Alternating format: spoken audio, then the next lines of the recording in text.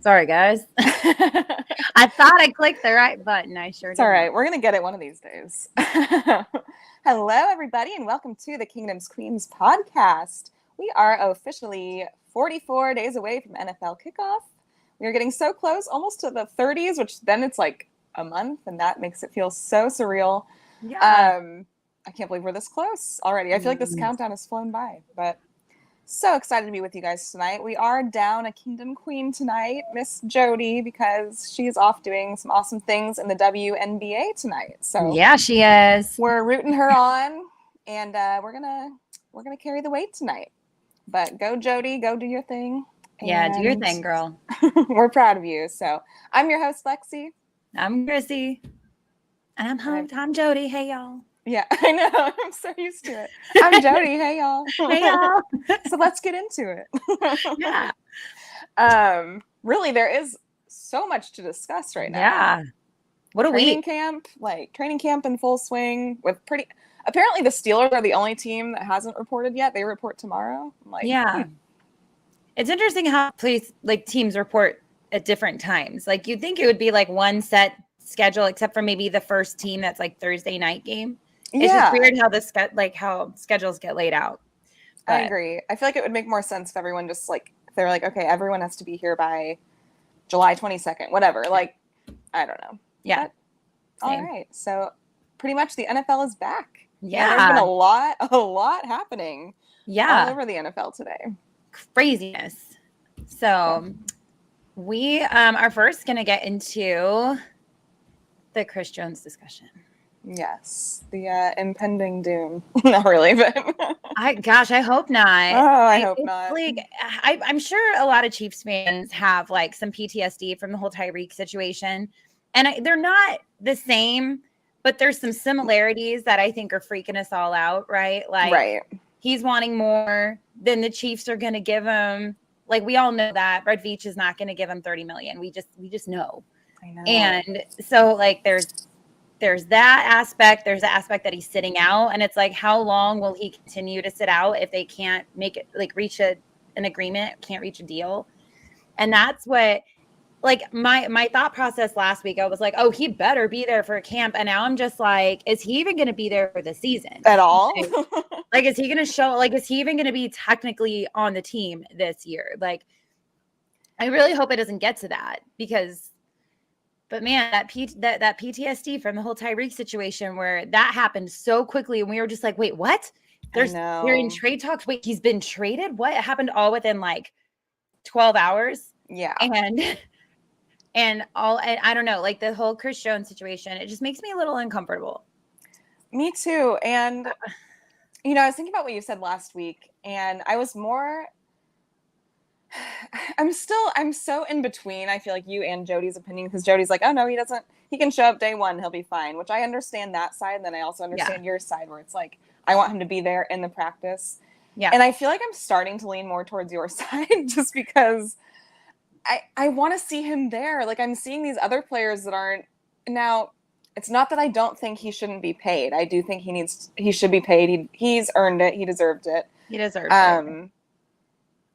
But it's kind of like the team aspect. Like, there's some players that aren't getting those deals done, but they're still showing up. And I feel like this might be like a conceited Chiefs fan thing to say, but I might understand that more if you're like on a team that's maybe not a Super Bowl contender. Like Arizona. Well, yeah, them. Like, you have Devin White on the Buccaneers, who he was holding out. He was hoping to be traded, or definitely wanted an extension, and he didn't get either, and he still showed up. Yeah. And I'm like, the Bucs are not. I'm sorry, but I don't see them in contention at all this year. No, so their window is past. Yeah. So I think it's getting a little frustrating when you're seeing all these other guys starting to show up. Now, I do know there's a few other guys holding out. Like, I think Nick Bosa is holding out until he gets his. There are some other guys doing it. So I can see both sides of it. But overall, it's like Chris, and I just want him more, like you said, to be there to mentor our young guys. Yeah, like I wouldn't even care if he shows up, he avoids the $50,000 a day fine, and he's like, I'm just not feeling the greatest. Like, my hamstring thing feels a little iffy. even, just like whatever, make up an excuse. I don't care, but at least be there for your teammates. Like that way you don't have to worry about the injury aspect. You don't have to worry about, whatever, but you're still there for your teammates and for these young guys that need that veteran. Cause right now, like who's our veteran pass rusher? Is it, I guess, like we've got Charles Menahue, we've got, Mike Dana. George Karlaftis is now having to pick up a leadership role. Derek Noddy, which is like, I mean, just these guys who are never really thrust into that position before because we don't have that, like, like I right now, I wish we'd just go grab Dunlap and be like, hey, can you just like, we're going to sign you to a 1-year deal. Just come be the veteran right now. Cause we don't have one. Right. Like we need someone out here mentoring these young guys. And, I will say we have that in Charles Menahue, and I think he's probably good for that, but he's also learning our system right now. Right. Exactly. So it's like, I'd put it on like Mike Dana right now. And while I like Mike Dana and what he brings, he's not near as strong of a player as Chris Jones. Right. And I've heard he's had a good camp as far as, our D-line can show without pads and without the physicality. But like, you can't really tell how they are going to play until you put them in pads and you let them go. Right. So right now, especially on that defensive side, like the O-line and the D-line, like those guys, they can do their drills fine and things, but until you put them up against each other and are allowing them to, get to the quarterback or things like not hit the quarterback, but, get to them and show those moves and go around the O-line and things like that. You can't really tell how strong of a pass rusher they're going to be. Yeah.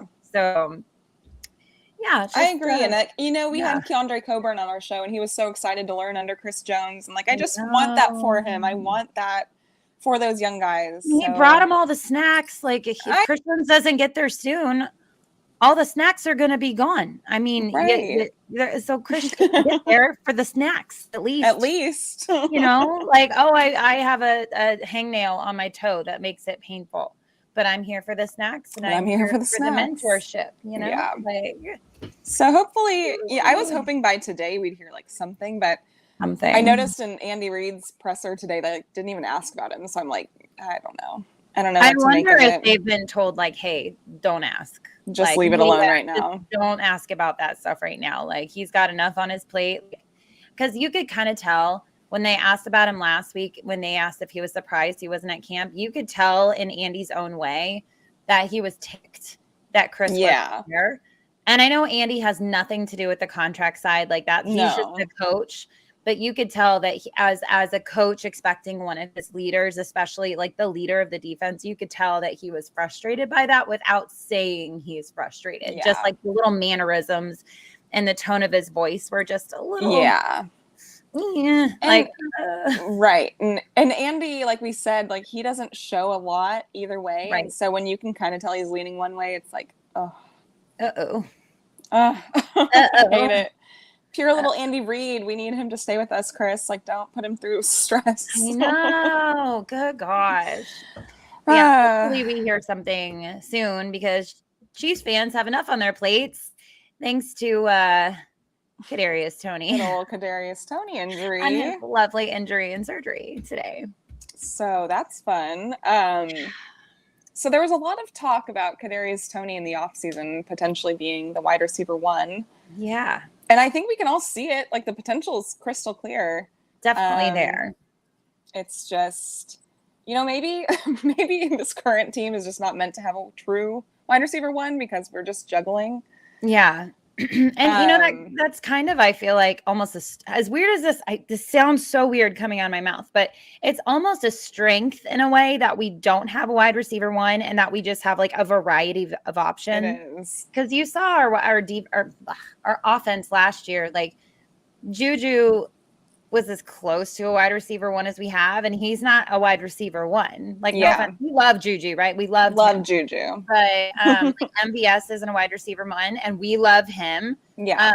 But like it made it to where all of our guys were kind of like no guy was really getting like double teamed. Like you would see like Devontae Adams or Jamar Chase, like they're potentially going to have like guys double teaming them down the field. Like we don't necessarily have that guy to be like, man, you really got to get on that guy because it's really just Kelsey.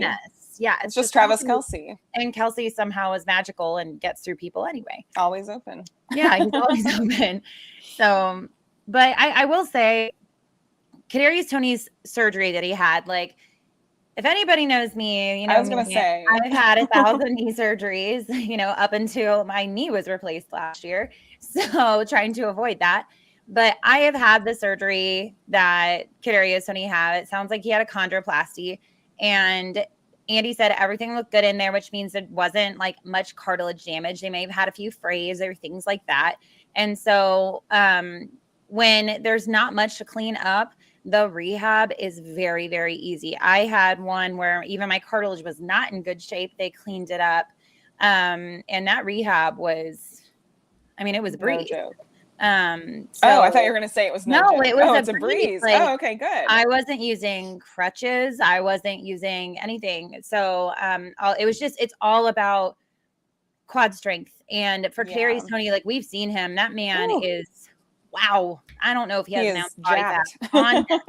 So he knows, like, he's taken really good care of his body. His muscles are just stupid strong. Yeah. And so while he will have a little bit of, muscle that he'll have to rebuild, I don't have any worries that he'll do that. Now, we all know the Chiefs training staff, they're not ones to rush someone back. Yeah.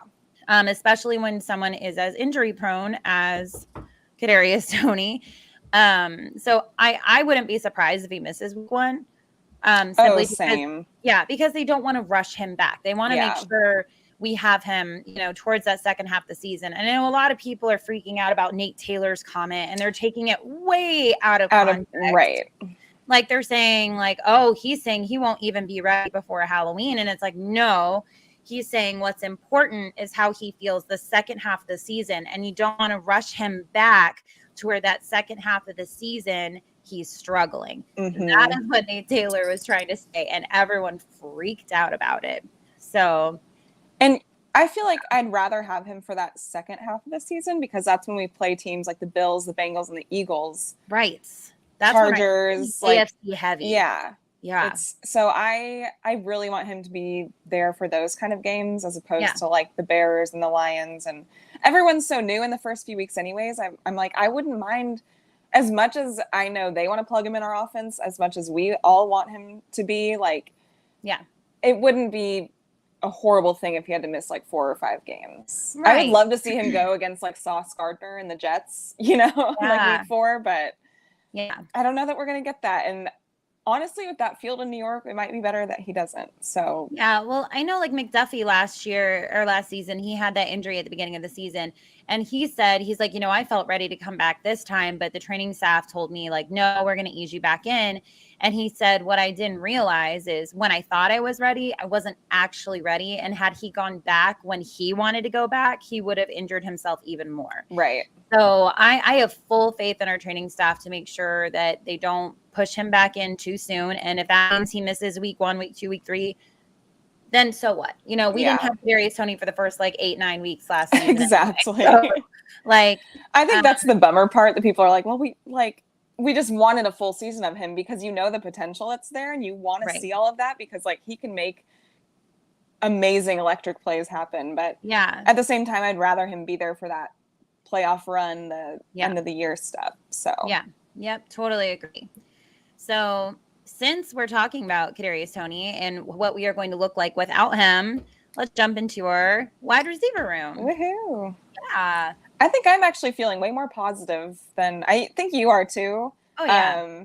But there's some Chiefs Kingdom is really split on this right now in our wide receiver room. I feel like there's a lot of people that are feeling really good about it, and there's a lot of people that are like, I'm feeling about 3 out of 10. And I'm like, I'm watching this. Well, okay, so I feel like without Tyreek last year, we were still like, we didn't know what our offense was going to become, but like you said, it's almost less pressure to not have a wide receiver one and a guy that you're like trying to get all those targets to. Right. Because you have Travis Kelce, so he kind of acts as that, especially, I think he catches people off guard in moments where they don't expect him to be that person.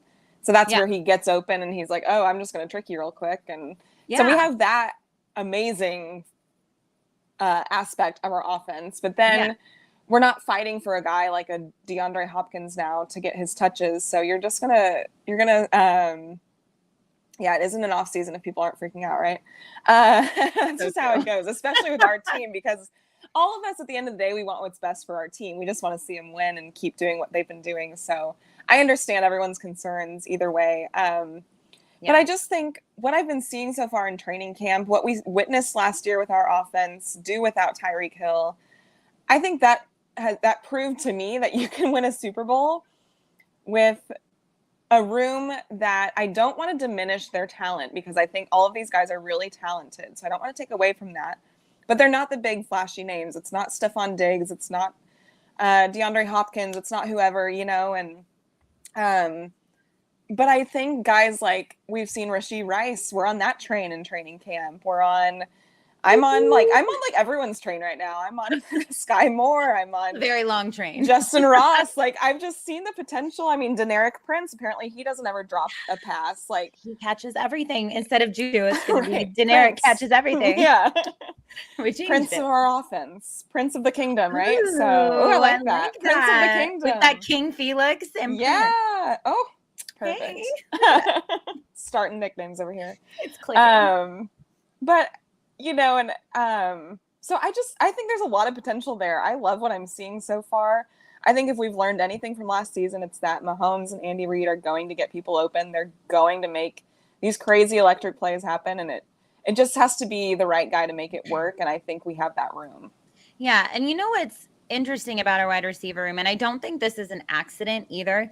If you look at all of our wide receivers, they are all different wide receivers. They all have different strengths, different builds, different speed aspects, things like that. They are not all like, we don't have like a bunch of MVS type receivers. We don't have a bunch of Juju type. I know we have Juju, but you guys know what I mean. Right. Like, we don't, and like, they're all different. Like Sky Moore, who is having a great camp, it looks like, and he's been working hard. So go Sky. Go Sky. But they're all different. Their strengths, their weaknesses, it's like they kind of all offset each other. And so we can utilize them in a bunch of different ways and that makes our offense a little more creative, because if you look at like, well, I don't want to throw any receivers out because I don't want to diminish their talent. But let's say you have like a number one wide receiver, like a true number one wide receiver.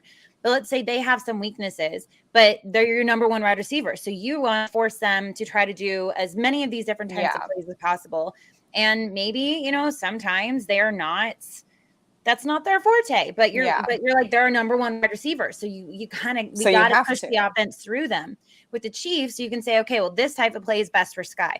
This type of play is best for MVS. This type of play is best for one of the Ross kids or Richie James or Rashee Rice, or you can make your offense so incredibly diverse and creative that it kind of diminishes the need for a number one wide receiver. And no, I would not complain if we got a number one wide receiver. Sure, that'd be great. Right. But no one's going to be mad about that. We don't need it. And I want to pull up this video, y'all, because anyone who follows me on Twitter, y'all know I am like the VP of the Rashee Rice train. Because holy cow, I'm so excited about him. So let me go find this, and I'm going to pull this up. And he made it was a really good throw and just a really good catch. Yeah. So I'm going to show this catch, because these are the catches we are seeing. Like, amazing coverage. Like, McDuffie could not have covered that better. Yeah. And also dimes. Completely right in the bucket. Just right in the bucket. So we're getting that trust and that chemistry already between Rashee Rice and Patrick Mahomes, which is huge, because we're like in our first week of training camp, guys. Like, this is 1 week, basically. Not even pads yet. Yeah, not even pads, which I know makes a difference. But McDuffie, whose number change is going to drive me crazy for a very long time, because I'm just like, 22 is one. Who are you? What's happening? I know. And it's only like one number off. I know, it's one number different. I was just like, and now and then Mike Edwards took over McDuffie's number. I'm like, this is too much. I'm like, you guys, you can't do this. You're all built the same. Like, you're all the same height. You're all built the same. You can't do this to my brain, okay?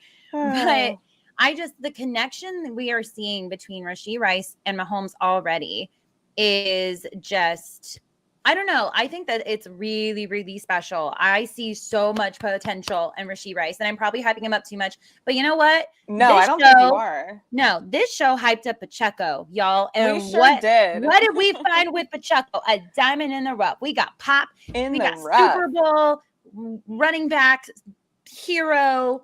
You know, when Mahomes went down in the Jags game, he's my hero of the playoffs. 38-yard run to help Chad Henne. Like, I'm going on a tangent, but you know what? Like, we see talent. Pacheco, Kingdoms Queens, he is guys. one of my favorite people in existence. Oh my gosh, honestly. And he's 100 miles an hour no matter what you do. You got to keep him, from being stupid. Andy Reid just laughs about it. He's like, yeah, that guy. He's like, it might not even be the prettiest runs you've seen, but like, dang it, he's gonna get the job done, and he does. And I love that about him. And it sounds like he's like that in like every aspect of his life. He's someone I like cannot imagine him in a bad mood. I know. Or if he's in a bad mood, it's a very explosive bad mood. Like he's just that could be. But then and I think that guy. Well, okay, I want to go back to Rashee Rice a little bit, but I have a theory that Mahomes was practicing, which Rashee Rice flew under the radar over this off season. Yeah. Where we were all focused on like Addison and Flowers. And Flowers was there with him practicing in Texas. And remember how that hype train like went way up? Woo. And I think that like blew up his draft stock because the Ravens went up and took him. And I do think he's going to be a good receiver. Yeah. But I think the Chiefs probably knew he wasn't going to fall to them anyway at that pick. I think they knew people were going to take him. So it was a little bit of smoke. And then they were like, let's keep this Rashee Rice guy a little bit of a secret because we did not hear much about him. It was kind of just like, oh, no, it's Flowers. Like, oh, now we're all convinced we need him on our team. Yeah. And I think Rashee Rice flew under the radar. And then I think he's going to be something special on this team, especially this quick into training camp, him getting this much attention. I don't even think Sky Moore got this much attention last year. No, I don't think he did either. And the thing about Rashee is like you look at a lot of his tape and one of his strengths is contested catches. And that's something that we like MVS could kind of get up there sometime, but he's not like as physical of a wide receiver. And I'm not saying that he's good at speed. No, he has the speed and more finesse and he makes these beautiful catches. He does. And he works really hard, but like sometimes you have the more physical wide receivers, and that's definitely how I see Rashee Rice. And he makes these contested catches. He gets in behind the defenders, and he can just get up higher than they can. But because McDuffie could not have covered that one any better than he did. So that was impressive. And then I think Deneric Prince has that shot to be like the kind of the Pacheco of last season, where apparently, according to everyone that's been at training camp, is like he is just making every single catch. Yeah, now, he doesn't drop anything. He is a running back, but he's kind of playing like, I think I said it last week, kind of like the Deebo Samuel type role where he's like wide receiver, running back type hybrid. So yeah, I think I think he'll probably make the roster. I think Justin Ross has a good chance. And then well, especially with KT going down, right now. And Julia brings up, she's talking about Jodi Fortson. I know we need to get into the rest of training camp, right? Yeah. We got a lot to talk about. Let's jump in. I've got a whole, I don't know if you guys see this. All of this, wait, hold on. All of this is, just I don't know how to go down. How do I do this? All of this is training camp. This is the rest. All that's training camp. Love it. Mine's on my computer, but I'm not going to show you that right now. Yeah, but I'm looking this way. I'm looking at my notes this way. But Jodi's had he's been targeted in the red zone, and we all know like that is when we've seen him play. Jodi Fortson, big red zone threat, right? Big physical tight end, tall, gets those catches, great hands. Yeah, we just got to keep him healthy. He's had 2 injuries, 2 seasons in a row. But when he's out there, he is a difference maker. And so I would really like him to stay healthy, because another tight end that's really having a great camp so far is Noah Gray. He's not under the radar, don't you think? He's not as talked about. Yeah, super under the radar. But I think I've seen a couple people on Twitter talk about how they think that he may have a breakout season. Yeah. And I think a way to extend Kelsey's, like football life is by getting Noah Gray more involved. And I think we saw a lot of great plays by Noah Gray last year, especially in the Jacksonville game where, all our wide receivers go down. So we're running with MVS and Marcus Kemp and Sky Moore and, Travis Kelce was obviously still playing. But then, Noah Gray got in there and he made some big plays. So, and he's done that consistently where he'll be like a big third down threat if Kelsey's been covered or something. He made that really good play in the Titans game last season. It was like a crazy bobble catch, but it was a really nice play. Yeah, so I'm excited to see Noah Gray for sure. Because I think if he can have a really good season this season, it makes me feel better about Chiefs post Kelsey. Mm-hmm. I want to see Noah Gray really be. Everyone says, "Oh, he's baby Kelsey." Well, I want to see that this season. I want to see us trusting him more on those big plays. Because Kelsey was hurting at the end of last season, guys. He's his back was out of place or something. Right? Yeah, he's my age. We hurt. I make noises every time I get out of a chair. It's not a quiet thing. It's every time. Sorry, that was probably really loud in the mic. But so I can imagine, getting hit as much as Kelsey does, and And I think Kelsey, I still think he's having so much fun playing. I think he wants to go as long as he can. Yeah. But it is also setting up his post-football career. We're seeing it unfold, and it's really sad. It is sad, but I did hear from someone today that might know him a little better than we do that he is having so much fun and is excited to be back to work after a crazy off season. So yeah, I think it does ground him, or it gives him more of a schedule to go off of, I guess. It's I think he might be someone that needs that. So yeah, and having that connection on the field with your best friend who's your quarterback, having that just crazy connection where they know where each other are gonna be. How would you not want to just keep going as long as you could? I know. I'd want to. You finally have the dreams set up now. It's I know you got the dreams set up. And I always love this. One of my favorite things is when Mahomes got drafted and he was gonna take over. Yeah, hey. Alex Smith. Travis Kelce was a huge Alex Smith supporter. Huge. Yes. He was this new guy, this Patrick Mahomes, he's got to prove to me all this. And he was downplayed. He's Alex is my quarterback, man. And then you see who Kelsey is so loyal too. He's so loyal. I know, he's incredibly loyal. And you just see who they've become and that insane electric, super incredibly rare connection that they have on the field where they can sense where they're going to go. How can you want to leave that? I would feel that would be so incredibly hard to walk away from. So it's if we can keep him here longer by throwing in some extra Jodi, some extra Noah Gray, And that's what I think is so good about our offense. We've been saying, everyone kind of has their own little niche that they throw in.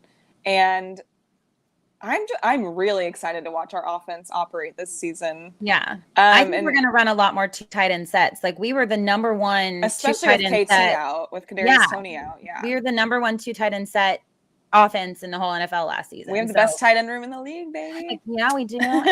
But they're so pretty too. They're so pretty. All three of them. We can have some thirst traps on this. Sure. I'm sorry, men, or people that aren't attracted to guys. But you know what?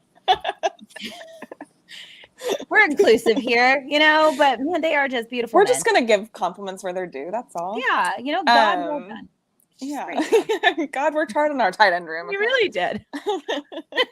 He blessed them. He blessed them in many ways. I wanted to touch on too. So we haven't seen a lot of our D-line, O-line stuff yet because pads aren't on. But did you see that rep? You probably have this in your notes. That rep from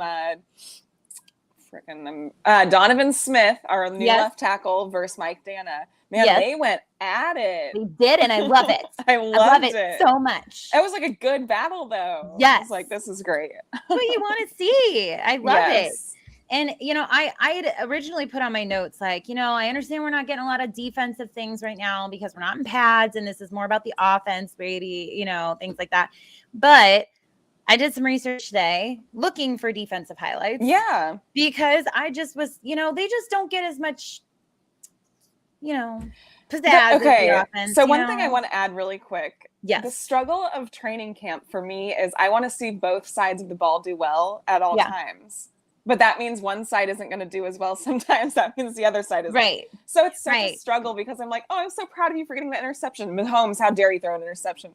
Yes. Oh, but then, okay, McDuffie, oh, you got blown over on that play. How dare you get blown over on it? It's like, I know. It's like, oh, good job, but get better. Like, yeah. So, but that's what you have to remember is iron sharpens iron, right? Like they're just going to make each other better. They're all going to have plays. They're all going to make plays because they're all talented players. Of course, our offense tends to be more exciting because we have the best quarterback in the league, but then I'm excited for our defense too. So carry on, but I just wanted to add that in there. Oh, I love that because that kind of ties into one of the things I was going to talk about. So, so right now the Chiefs have 6 cornerbacks on a rookie deal. 6. Wow. And so we are stacked in cornerback and they are all fighting for positions, right? So, you know, we had Nick Jones on the podcast. He has had a ton of plays. He even picked off Mahomes to Kelsey today. When I see that, I'm like, holy moly. Like our little rookie came in and picked off Mahomes to Kelsey. I know, but he's a ball hawk. Like that's what we're talking about. He's a ball hawk. So the fact that he's running with the so proud. I know, we're so proud. And, you know, but I also find it interesting, like, you know, like, well, first of all, like Justin Reed and Snead both had pass breakups today. Nazee Johnson is getting some nickel looks with the ones. Yeah, Nazee Johnson is someone to look out for. Like, good for him, right? That's proud awesome. Joshua Williams was working with the 2s, so I think he had a tipped interception to himself. He today. did. Good job. Yeah.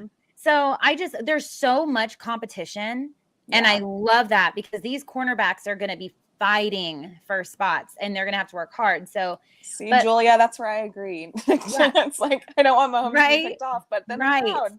But something that I love, and this just goes to show you, and this is going to talk about Mahomes, but it's talking about our defense. So bear with me. So Mahomes was talking about McDuffie today. He was saying, you know, McDuffie has been impressing and because he's been battling with Mahomes. Like Mahomes has been having to fight McDuffie. Like you've seen like the video we showed of Rashee Rice. Like he is all over our wide receivers. His coverage is tight. Oh, yeah. So Mahomes is really having to battle, which is going to make Mahomes better too, which is awesome.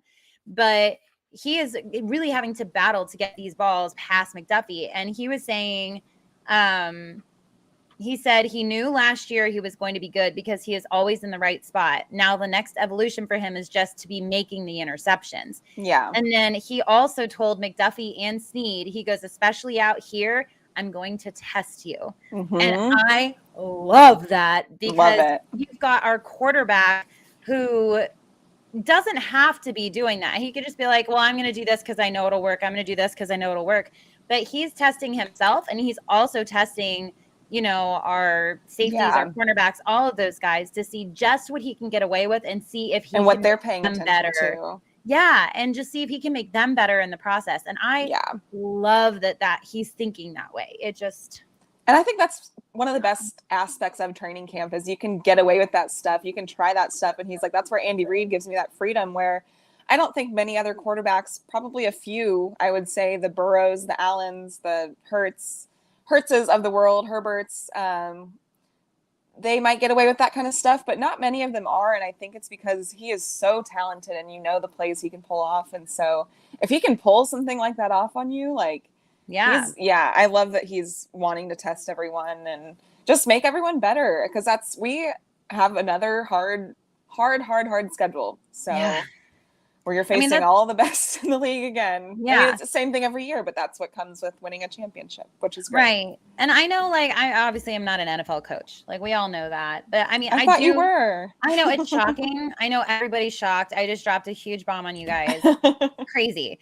But I do coach soccer, right? And I tell... True. I tell my teams, I say, and it's very similar to training camp, I say, like, practice is a place for you to make mistakes because you learn from those mistakes and you get better. And so it's the same thing with training camp. Like you're going to make mistakes in training camp, but that's where you want to make the mistakes. You want to make them in training camp because that is where you will grow from them, where you will learn from them. You'll realize what works, what doesn't work. Yeah. And then that translates to a game because you've already perfected it in practice. So I love that Mahomes is taking those chances, that our cornerbacks and such are really working to stop Mahomes, and they're having to try new things to see if they can figure out Mahomes. If you can figure out Mahomes, you're gonna.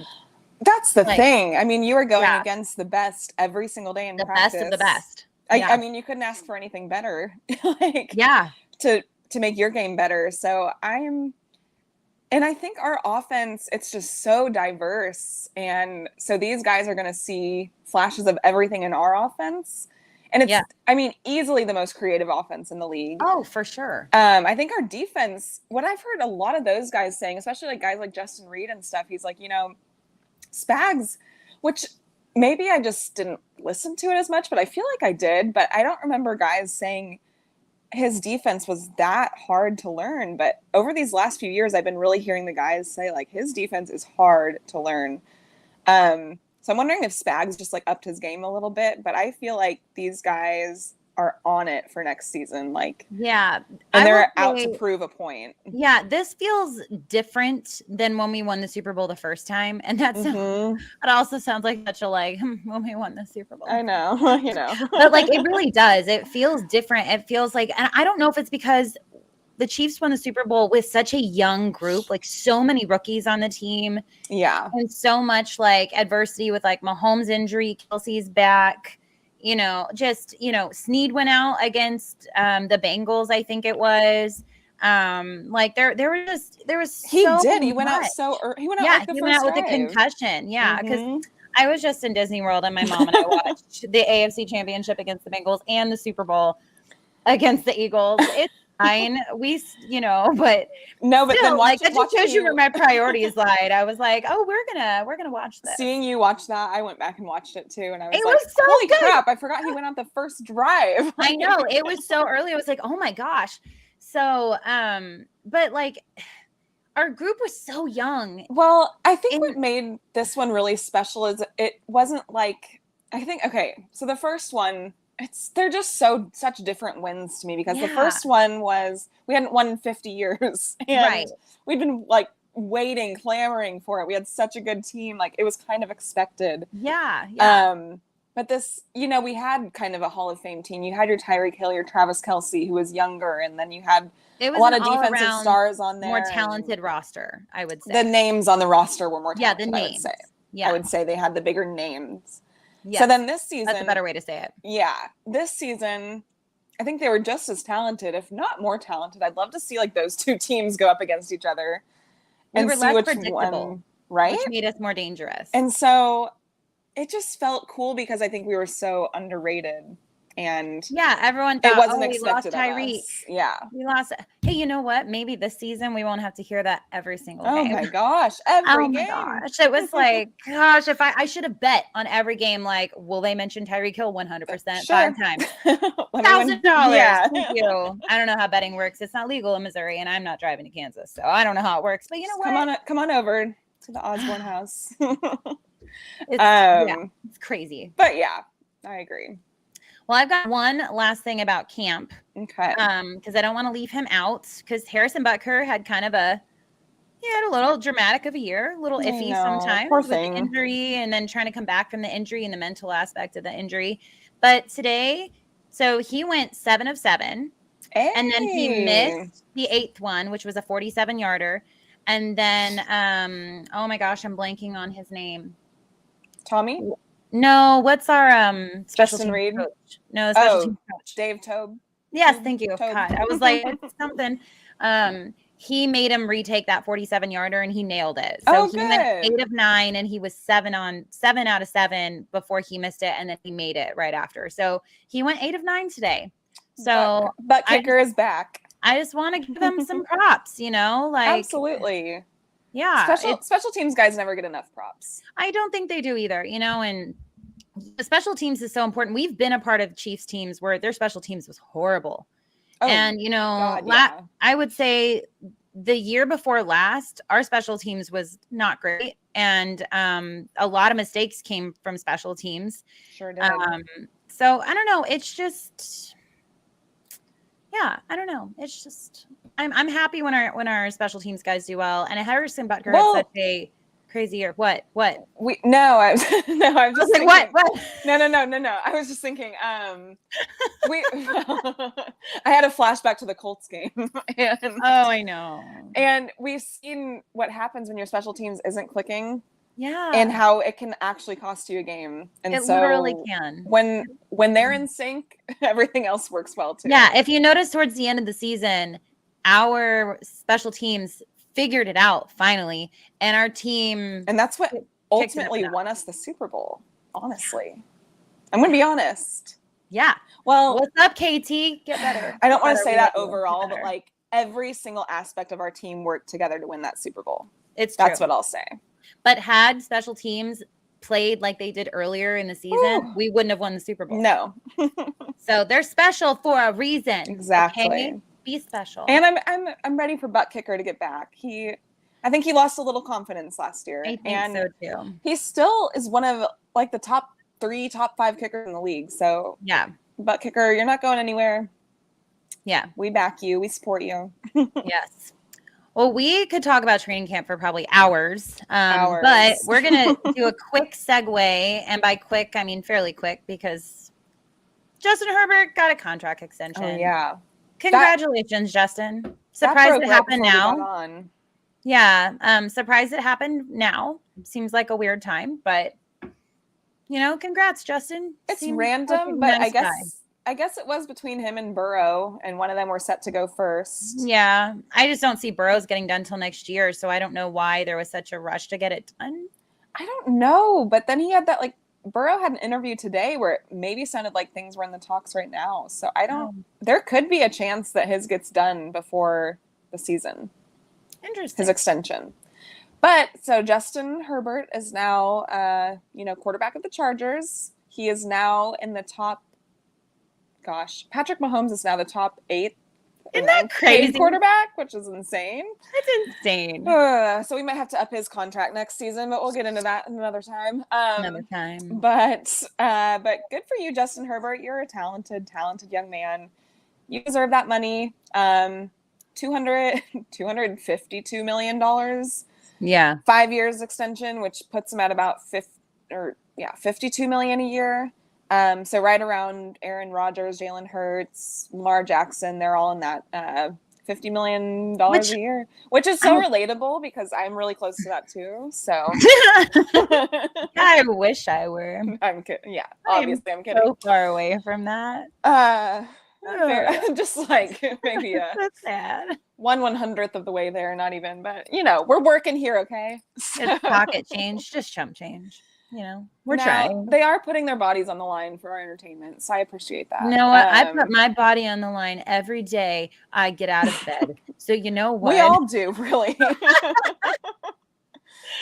I had a thought the other day of how much faith we put in humanity every single day. Isn't it crazy? Into strangers, to not crash our plane, to not just so many. Please don't rob my This is getting weird, but you know what I mean? Yeah, that too. Please don't rob it. I like my Cheapsaholic, don't rob Chrissy's bank. Yeah, thank you. Thanks so much. No, but I mean, good for Justin. Good for you. Get your paycheck. We knew it was coming, just a matter of when and what they were going to pay him, but I'm not really surprised. All of that to finish second in the AFC West, but you know what? Good for you. Yeah, or if you ask, this is great segue, Lexi. Well done. If you ask, the graphic by USA Today by Mr. Nate Davis, to put that picture in there. Third in the AFC West. Yeah, because apparently. So that was, I don't know if y'all have seen this floating around Twitter. We'll retweet it from Kingdoms Queens. I'm pretty sure. I feel like Lexi and I have both retweeted it. Here, it might be backwards. Well, let's see. Is it back? I feel like this is an edited one. I think that actually works. Here you go. Hey. Oh yeah, they edited it. They edited it because there must have been so much backlash. Because originally it showed the Chiefs at 10-7. Tying the Broncos 10-7. Excuse me. And the Steelers 11-6. You're telling me Kenny Pickett is going to lead a better team than Patrick Mahomes? I have some words. I have some serious words for that man, and that is why he changed us to 11-6 because he was scared. Okay. He was like, "What did I just He was do?" like, "Oh crap, this was I was kidding. It was a finger." Did you see them say it was a typo? I'm like, you are USA Today, like a No, fully verified account. This is not I a just typo. saw the different graphic, and I was like, "Am I crazy? Didn't I see 10 and 7?" And then I was like, "No, I know it was 10 and 7. It was. I balked at it." Yeah, it was. We all saw it. Full of it. Someone paid him. You can run, but you can't hide. We saw it. We got you. We got eyes all over Twitter, Mr. Nate Davis. Whatever. Yep. Yeah, Nate Davis. So I will say there are a few on here that I definitely don't agree with. 11 and 6 makes me feel a little better, but under Mahomes and Andy Reid, we've never gone below 12 wins. So I don't know why I would suddenly be like, yeah, we're gonna be 11 and 6. But no, 10. Also me being a Chiefs fan, so suck it up and get over it if you're not a Chiefs fan. Okay. Yeah. I think Bengals is fairly accurate. They have them at 12 and 5. That I, agree with. They could even be better than that. They could be 13 and 4.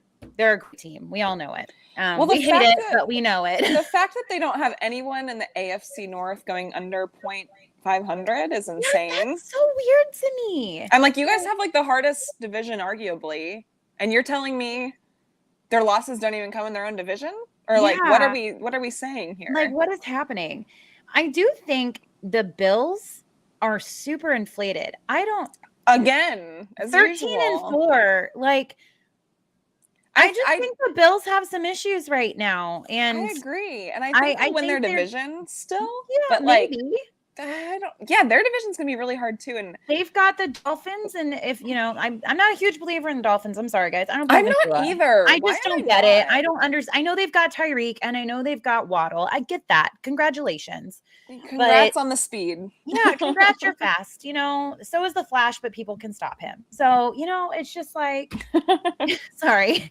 But like the Jets, they have them at 12 and 5. And that also seems a little inflated to me because I'm like, you guys are a brand new team. You expect to be that together. Right. To go 12 and 5. Now I do think Aaron Rodgers, he looks good so far in training camp. I mean, that's exciting. Yeah. Their defense is really good, but they have a lot to prove. They have a hard schedule in this first few weeks. They do. Actually, okay, so my thing is with the AFC North and the AFC East, all of their schedules are pretty dang hard. Yeah. So I don't know how all of these teams are expected to do so well.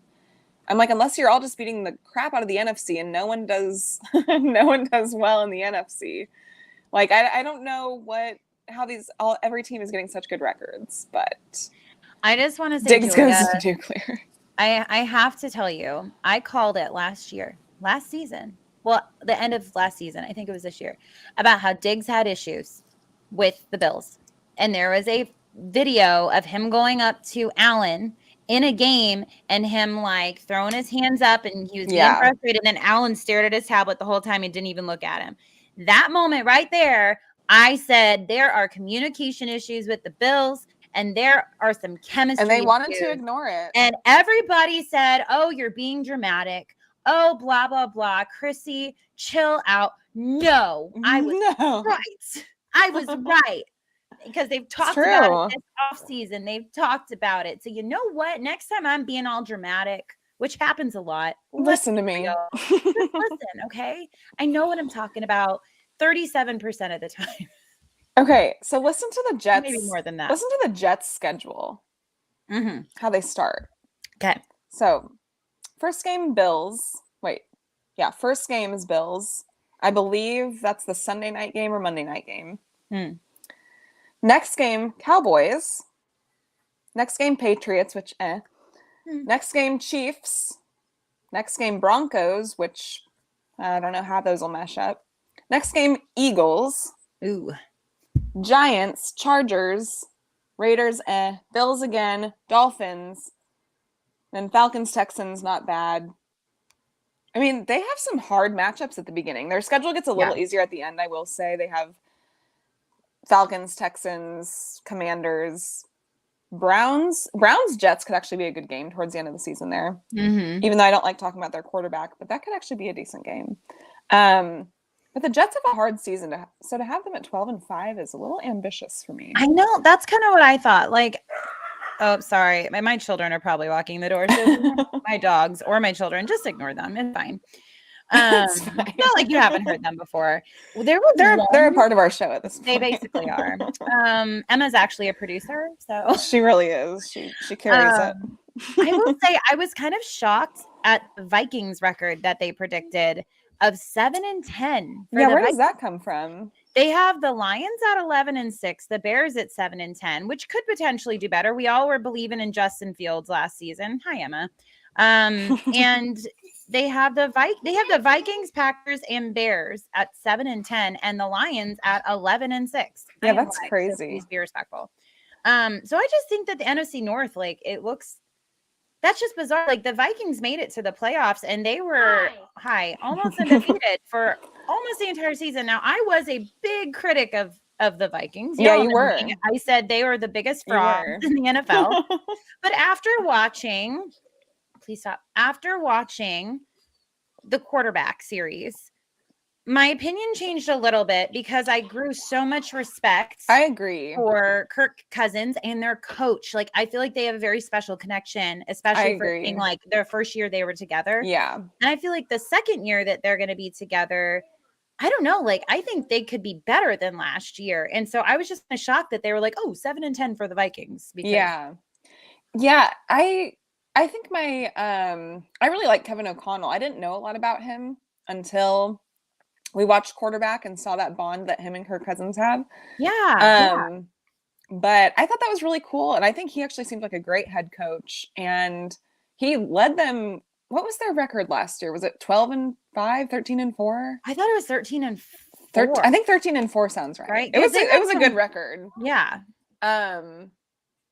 My only concern for them this season is their defense. And I don't know a lot about their defense, but I know they lost some key pieces. And their O-line, I think they just added a little depth to it today, which should be good. I missed that. Yeah, but I'm really looking forward to see how our teams match up, us and the Vikings. I think that should be a great game. Yeah. They're a friend of mine's. That's their team. So, like, for a while, I was like, "Oh, my NFC team is the." They have a big fan base. I mean, they're a big really do. Team. They do. Like they're school. It's like similar to the, but you know, congrats. Something with an old Viking. I guess. But yeah, I don't know about that.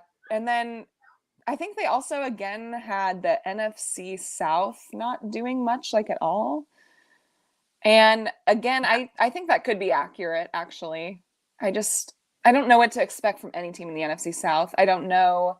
We have the Buccaneers with Baker Mayfield. We have the 5-12 seems accurate with Baker, and I feel bad saying that, but that they're kind of a hot mess over there right now. Well, if they couldn't do any better with Tom Brady, right? I don't know. Granted, he was 45, but maybe maybe it'll be like a Kirk Cousins story where he struggled when he was with Washington, and then he got to the Vikings, and it was like a little Cinderella story. Better, yeah. Maybe it'll be like that for Baker. Maybe he just needs a coach to believe in him, or maybe he needs that. Somebody. I don't know. One of my favorite moments of last season was when Baker joined the Rams for a game, and Sean McVay was a full believer in Baker Mayfield, and he went out there and won the game, and he found that fire in him. So maybe if he has a whole off season of that, it could be good. Right. I agree. So I don't know. I'm curious to see how Bryce Young does on the Panthers. I don't know what to expect from him because he's a rookie. Same with CJ Stroud on the Texans. Like, there's some unknowns in these divisions. Yeah. I think the two Souths are still going to be the worst divisions. Yeah, they still look like it. Though I was also surprised by the records they had for the Jags and the Titans. They had the Jags at 10-7 and the Titans at 8-9. Yeah. And I feel like the Jags ended on such a high last season. I know, like, we beat them in the playoffs, but I mean, nobody expected them to be there. And so I kind of look at them as like the Cincinnati, not at the talent level of the Cincinnati Bengals, but like the Cincinnati Bengals a couple years ago, like no one expected them. We're like that. Yeah. To be like that. No one expected them to do that. And I kind of looked at the Jags that way. Like, no one expected them to be as good as they were last year. No one expected them to make the playoffs, let alone give the Chiefs a run for their money. So I was kind of surprised by that. Like, they have them winning their division, and that's fine. I'm just surprised it's 10-7. Like, I thought it could be like 11-6. I would think 11-6, 12-5. Like, that's what I would do for the like Jags. I could definitely see that, because like 2 of their division opponents are the Texans and the Colts. Yeah, and the I don't expect much from them. Yeah, the Texans showed a little bit of life at the end of last season, but at that point, I think it was just desperation. Like, guys wanted to win for themselves to prove they're so tired of losing to maybe another coach or maybe another team that said, "Hey, we want to get them on our team. Like, they're better than the team they're on," something like that.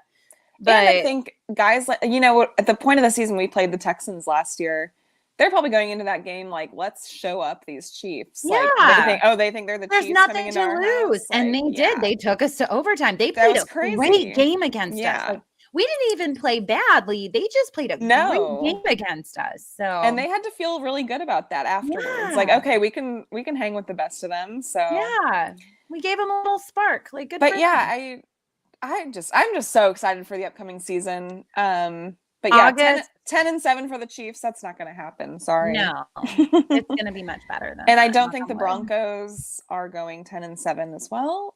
And I don't think the Chargers. What is it? 7-8. I don't. 7-10. It's awful. I also think the Raiders is like, and I don't even want to say this out loud because y'all know I'm not a Raiders fan.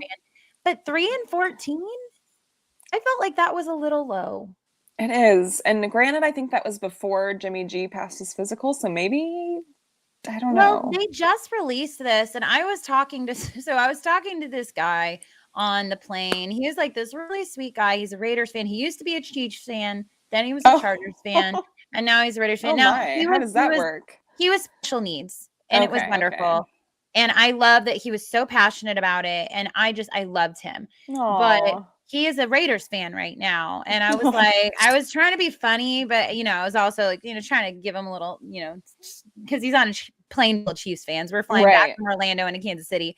And they were on like a connecting flight to Denver or something. To LA. It's a fun flight. Yeah, to LA. So, but I was like, has Jimmy G even passed his physical? And my mom was like, yeah, he like just passed it. And I was like, oh, okay. Well, never mind. Okay. People got a chuckle, but I was like, there's so many things happening. I can't keep track. But so apparently he has passed his physical. Okay. So, but like, I don't think Jimmy G, he's like kind of like an Alex Smith type. Like, he's like a game manager type. And that's not a diss to anybody. But I mean, the Raiders, like, they still have Max Crosby. They still have Devontae Adams. You know, Jimmy G's not a bad quarterback. Now, I will say, like, I don't think they have Josh Jacobs anymore. So I do not know what their run game is going to look like. It's true. But who was the other guy? They had another running back last season that I thought was. I don't even remember. Was it like at this Kendall point. Drake? Is that no? Oh, Kenyon Drake. Kenyon Drake? Is that? Yeah. Was he a Raider? Am I making that up? No, you're not. I think he was. It was either last season or the season before. Hold on. Just gonna Google it to see if I'm full of it, y'all. Because I thought he was. Quick pause. Kenyon. Oh, Bolden. Bolden. Okay, so he did play. He did play for the Raiders. Yeah, he did. At some point. They cut him last August, so maybe that was 2 years ago. But because they had agreed to a contract at some point for a 2-year contract. But yeah, that was. I don't know, like, what's going to happen with Josh Jacobs, if he's going to ever report to camp or. Yeah, what they do there. Kind of, I think, helping head up the running back.